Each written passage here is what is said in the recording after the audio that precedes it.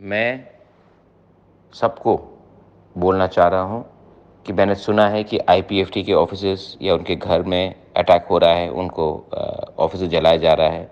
मैं वार्निंग दे रहा हूँ सबको, कोई भी तिपरा मोथा के नाम में अगर गुंडागर्दी करेगा और अपने ही तिपरासा को, क्योंकि आईपीएफटी भी तिपरासा है, को अटैक करेगा तो मैं टॉलरेट नहीं करूँगा। मैं डीजीपी को बात करूँगा, मैं पुलिस से बात करूँगा और इमीडिएटली आपको सस्पेंड करा दूंगा।